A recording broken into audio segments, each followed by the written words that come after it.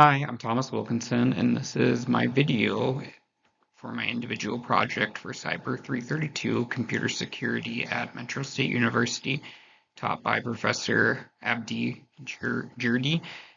My topic is AI-powered phishing and deepfake fraud, why people are still the biggest targets in cybersecurity, even as the technology around them gets smarter. Quick disclaimer before we start. Everything in this video is for educational purposes only. Any examples, mock emails, or demonstrations use fake saved content. No real people, companies, or systems are targeted. Here is the flow of the video. First, I will show why this matters and put real numbers behind it. Then I'll walk through how AI changes phishing attack step by step and look at a real deepfake fraud case that cost a company $25 million from there. I'll connect this to the Security Plus domains we've covered in class, run a live demo of spotting red flags and verifying a suspicious request, and close with a practical defense playbook. In 2024 alone, the FBI Internet Crime Complaint Center logged 16.6 billion in reported losses, the highest total ever recorded, up 33% from the year before. Verizon's data breach investigation report found that 68% of breaches involved a non-malicious human element, someone making a mistake or falling for a social engineering, not a zero-day exploit, and deep fake fraud specifically has exploded. Fraud attempts using deepfakes are up over 2,000% in 3 years. Attackers don't need to break encryption if they can convince a person to just open the door for them. A few quick definitions before we go further. Phishing is a broad, generic lure sent to a lot of people. Spear phishing is personalized. It uses your name, your role, maybe a real project you're working on. Business email compromise usually impersonate an executive or a vendor to redirect a payment. Phishing is the phone call version, a fake help desk or fake manager, and deepfake impersonation uses a synthetic voice or video to make all of the above feel real. AI is what's making every one of these categories more convincing at scale. Here is the life cycle of a modern attack and where AI speeds things up. It starts with research, scraping public profiles and company information. AI then drafts a lure that matches the target's tone. It can impersonate a voice or writing style. Delivery can happen over email, text, a phone call, or even a QR code. Then comes pressure, urgency, authority, fear, or money on the line, and finally exploitation. Stolen credentials, a fraudulent wire transfer, or an account takeover. None of these steps are new. AI just makes each one faster and more convincing. Deepfakes work a little differently. Attackers gather public source material, a conference talk, company town hall, a voicemail greeting, AI models, turn that into a synthetic voice or video, then add a pretext, urgency, or secrecy, authority, and the business impact is real. A wire transfer, a credential handoff, or a reputational damage. A good rule going forward, if a request changes money, credentials, or sensitive data, verify it out of band through a separate trusted channel. This isn't hypothetical, blah. It happened in January 2024. A finance employee at an engineering firm received an email claiming to be from a company UK-based CFO asking for a confidential transaction. He was suspicious, so the attacker invited him to a video call to build the trust. On that call, the CFO and several colleagues appeared to confirm the request. Every one of them was an AI-generated deepfake built from public conferences and meeting footage. He authorized 15 transfers totaling $25.6 million before discovering the fraud, and only because he happened to follow up with the real headquarters afterwards. This is exactly why I saw their face does not work anymore. I heard their voice can also be the same thing. It can no longer be treated as a full verification at all in this day and age. This topic isn't just AI news, it plugs directly into Security Plus domain from this class. Threats and vulnerabilities cover phishing, vishing, and AI-assisted reconnaissance. Architecture and design is about zero trust and secure remote access. Implementation is MFA email authentication and endpoint detection. Operations and incident response is your SIEM logs and containment process and governance. And risk is security awareness, training, and policy. My core argument, AI makes the attackers faster, but layered security plus fundamentals are still what limits the damage, basically. Okay, so for my first demo, I'm going to show you, and I'm showing you just how easy it is now for phishing and scheming emails to be made without any spelling errors and to make them look professional and like a company even sent it to you. You can go on AI just like ChatGPT and they can easily write, or you can easily tell it to be like, write a short professional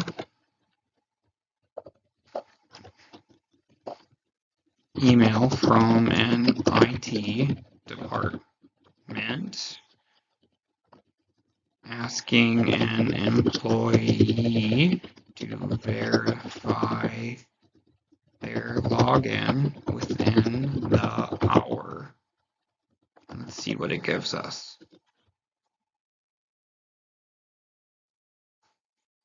Takes a little while, but I mean, look at this. It even gives you the actual, statement, everything. It's all perfectly spelled correctly. The grammar's perfect. Good formatting. Yeah, I mean, most people would easily believe this.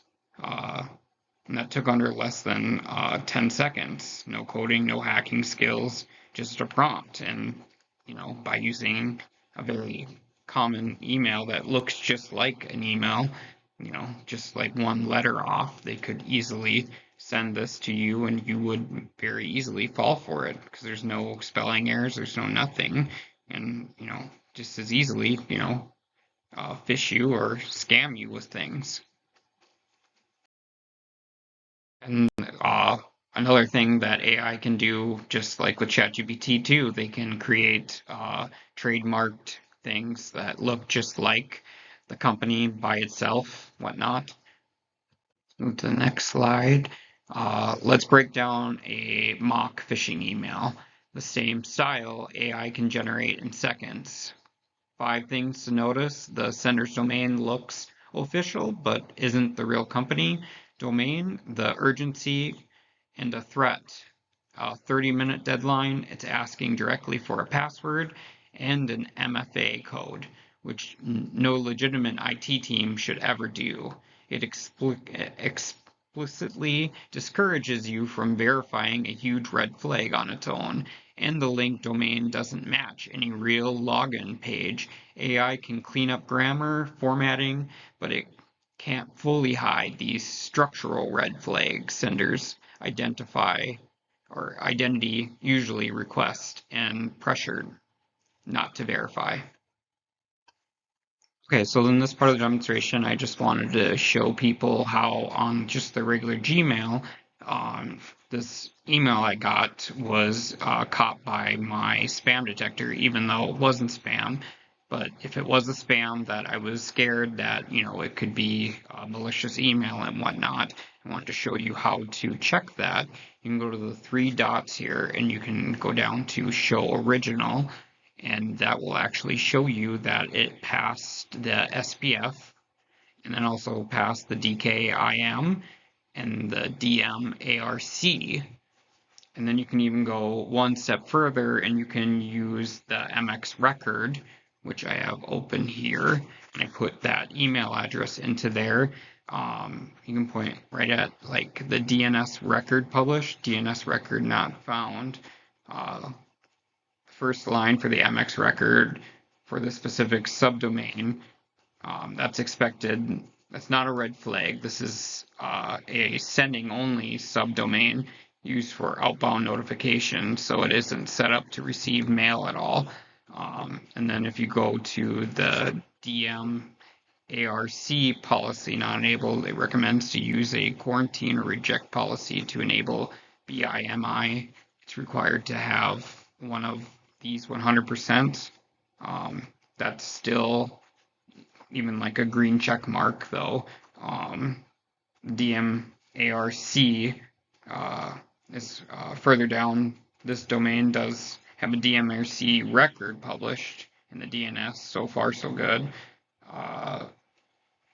But right here, just like I was saying, the DMARC policy not enabled, not directly, a red flag, is actually finding the DMARC policy is not enabled. Having a DMARC record isn't the same as enforcing one. The domain policy exists, but it isn't set to quarantine or reject mail that fails.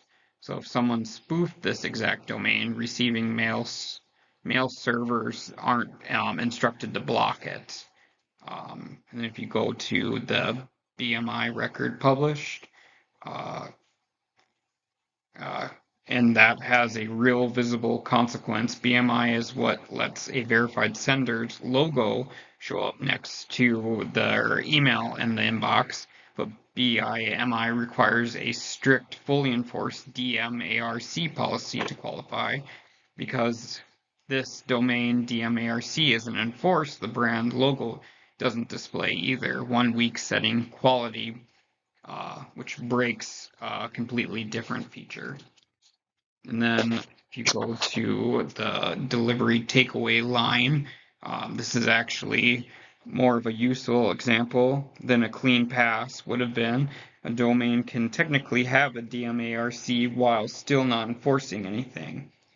That gap between published and enforced is exactly the kind of nuance like that we learned in Security Plus analysis and trained to catch instead of just checking a box. Switching back to the email, however, the cursor, one of the habits, even without analyst tool, hovering over any link before you click it to show the real destination is a good tip to have. Okay, so this is another thing that I wanted to show you on how easily it is to spoof and phish and whatnot. So I just wanted to show you, I recorded my voice with this sound tool basically, and I just said the quick brown fox jumps over the lazy dog near the riverbank. Does everyone really enjoy warm, sunny weather? I'd say most people do, but some actually prefer the cool, quiet evening of autumn. And just by saying that and uploading it into here, it basically was able to create a fake audio of my voice. And you can even make it sound panicked and whatnot. You can use punctuations and whatnot. So I actually told it to say, "Quick, mom, help. I have been kidnapped by a cartel and they say send money, or I will be hurt, I am scared, please send money. And I have never said that before in my life, but yet if you come down to here, it will play it for you. And it's kind of creepy just with that little bit of, and you could probably take a voicemail from somebody and be able to clone their voice or just like a speech basically. So here is that AI in use using what I had typed into it. So unfortunately, it didn't record from there, so I Quick, had to do it mom, right here. help. I have been kidnapped by a cartel. They say to send money or I will be hurt. I am scared. Please send money. Just like right there, you can see how, like with punctuation and whatnot, you can even create urgency with it. And then, like, with a picture of somebody, AI can even make a full-on video of like you sitting there with a bloody eye or, bloody nose, beat up, bruised all over, and you look scared. And, with behind you, there's tropical forest behind you, so I think you're some random place. So it's very easy to spoof and fish and scheme with this kind of stuff. So you have to be very careful nowadays. Quick, mom, help. I have been Quick, mom. Sorry. Go to the next file.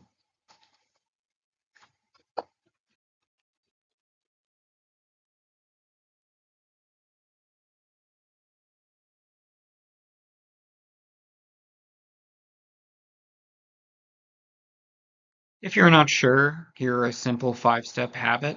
Pause, don't click, reply or approve an MFA prompt in the moment. Verify through a separate trusted channel, a known phone number or an official site, not a link in a message. Report it to IT or security. Block and delete once it's reported, and protect your account afterwards. Change any exposed passwords and check your activity sessions. You don't need to be a security expert to do this. You just need to develop those habits. Because AI attacks are layered, the defense has to be too. On the people side, security awareness training and a no blame reporting culture so people actually speak up when something feels off. On the process side, callback procedures for any payment changes and a real incident response plan. And on the technology side, phishing resistance, MFA email authentication like DMARC and EDR, and networking segmentation. The erupt case is a perfect example. The email filter didn't stop it, and neither did the recognizing a face. It took a process step calling headquarters to catch it. This table is meant to be a genuine, useful tool for people studying Security Plus. Each threat map to set of controls, phishing email maps to email authentication and gateway filtering, credential theft maps to phishing resistant MFA and password manager, a deepfake request maps to out of band verification and callback procedures. That in the erupt lesson, again, compromised endpoints need EDR and patching. Lateral movement is limited by least privilege and segmentation. And incident investigation depends on SIEM logging and a documented playbook. If someone does fall for it, here's the incident response lifecycle. Detect a reported email, a suspicious login, or a SIEM alert. Analyze what account, device, or data was involved. Contain, disable the session, reset credentials, isolate the device, eradicate, remove any malicious inbox rules, revoke tokens, patch,